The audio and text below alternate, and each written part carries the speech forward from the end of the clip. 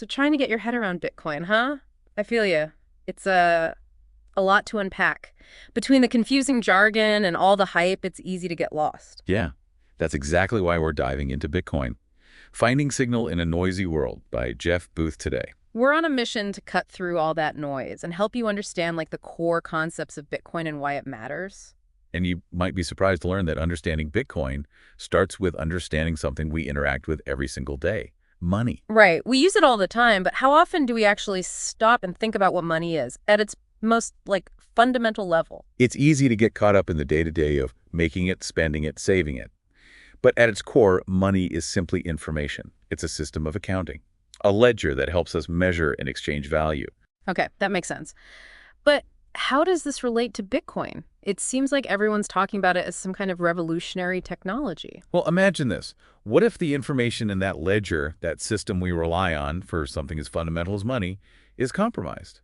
What if it's being manipulated in a way that undermines its integrity? That's a bit unsettling to think about, but how does that even happen? Who's doing the manipulating? Think about things like central banks influencing currency values. This manipulation introduces misinformation into the system, impacting everyone, even if they don't realize it. So it's like a domino effect, impacting everything from our savings to the prices we see at the grocery store. Exactly. And this manipulation can lead to a whole host of problems. Conspiracy theories running rampant because people don't trust the information they're getting. Increased polarization as different groups fight over what they perceive as scarce resources, and risky financial schemes that prey on people desperate for returns. So is Bitcoin being presented as a solution to this problem of misinformation in our financial systems? In a way, yes. You see, Bitcoin operates on a completely different set of rules. Instead of relying on centralized institutions that can be influenced or corrupted, it relies on a decentralized network and a technology called blockchain. Now that's a word I hear tossed around a lot, blockchain. But to be honest, I'm still a little fuzzy on what it actually is. Think of it like a public ledger that records every single Bitcoin transaction. This ledger is distributed across a vast network of computers, not controlled by any single entity. So instead of a bank keeping track of all the transactions, it's like having a record of every transaction spread out on computers all over the world. That's a great way to put it. And this distributed nature makes it incredibly difficult to manipulate or corrupt. No single entity can alter the record, ensuring its integrity. Okay, that's starting to make sense. So how does Bitcoin actually address this issue of misinformation in our financial system? It all comes down to a fundamental difference in how traditional systems and Bitcoin operate. Traditional systems rely heavily on trust. We're taught to trust banks, governments, and institutions to manage our money responsibly. Right, like when we deposit money in a bank, we trust that it will be there when we need it. But we've also seen those institutions fail or abuse that trust. Exactly.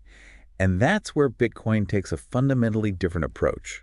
Instead of trust, Bitcoin relies on math, cryptography, and something called proof of work. Now, proof of work sounds intriguing and a little complicated. It's a pretty fascinating concept. Essentially, it's a system where computers on the Bitcoin network compete to solve complex mathematical problems. The first one to solve the problem gets to add the next block of transactions to the blockchain. Okay, so it's like a giant digital Sudoku puzzle that everyone's trying to solve, and the winner gets to update the Bitcoin ledger. And this process of solving these complex problems, this proof of work, is where the whole energy consumption thing comes in. Right, you got it.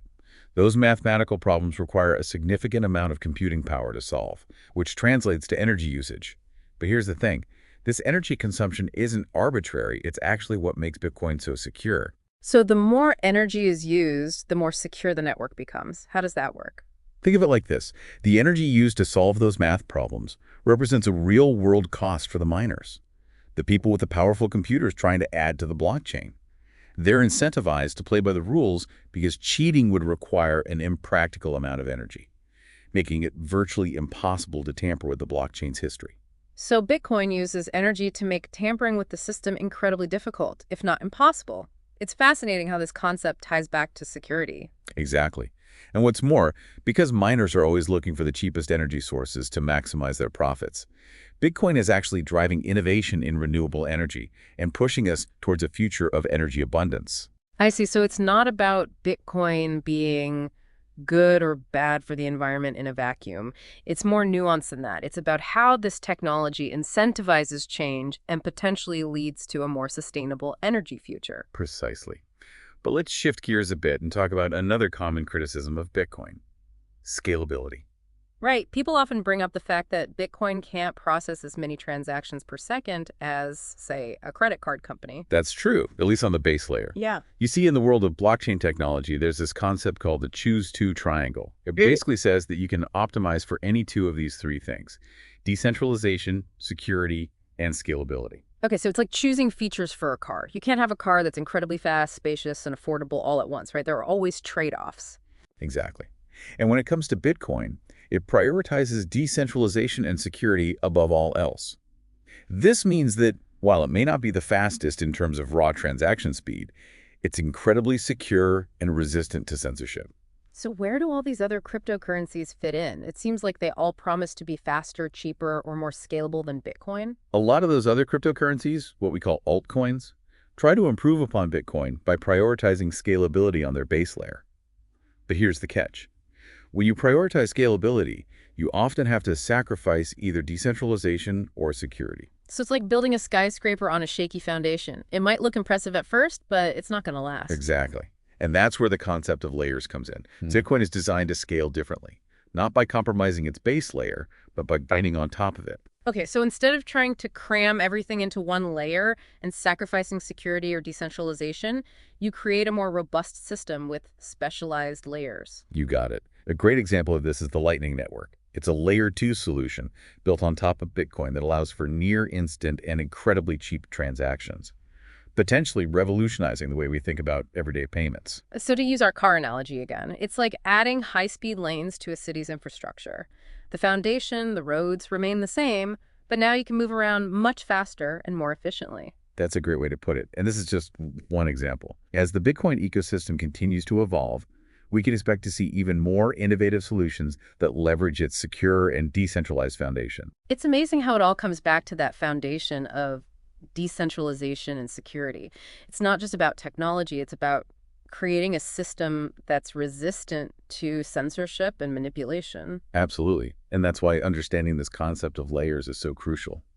It allows us to appreciate Bitcoin's true potential, not just as a digital currency, but as a foundation for a more open, transparent, and equitable financial system. It's like we've been handed the keys to a whole new world, one that operates on fundamentally different principles than what we're used to. And like any new world, there's a lot to explore. It's definitely a lot to take in, but that's what's so exciting about it. It's like we've been operating with one set of assumptions about money and finance our entire lives, and now Bitcoin comes along and challenges those assumptions at their very core. It's a real paradigm shift. Yeah. And one of the most mind-bending ideas to come out of the Bitcoin space is this. What if, instead of constantly measuring Bitcoin's value in dollars, we started pricing everything in Bitcoin? Whoa, okay, now that is a truly radical thought. It's like flipping the entire financial system as we know it on its head. Instead of Bitcoin being tied to the value of the dollar would be tied to Bitcoin. Precisely. Imagine a world where the most secure, decentralized form of money becomes the benchmark. It would fundamentally change how we think about value, scarcity, and the role of money in society. That's a lot to process, to be honest. But I can see how it ties back to everything we've been discussing about decentralization, security, and the problems with traditional financial systems. It's about shifting the balance of power, moving away from centralized control, and towards a more distributed, transparent system. It's like we've been handed a map to a whole new world, and it's up to us to decide whether we're ready to explore it. And just like any unexplored territory, there are bound to be challenges, setbacks, and maybe even a few wrong turns along the way. But isn't that part of what makes the journey so exciting? The potential for discovery, for building something truly new and transformative. Absolutely. And who knows what incredible innovations await those brave enough to venture beyond the familiar and explore the potential of a truly decentralized future. Well said. So as we wrap up our deep dive into Bitcoin, I think the key takeaway here is to keep asking questions, keep learning, and keep exploring. Don't just accept the prevailing narratives. Dig deeper, challenge your assumptions, and form your own conclusions. I couldn't have said it better myself. And hey, if you're ever feeling lost in the sea of information, you know where to find us. We'll be here diving deep into the signal, one episode at a time.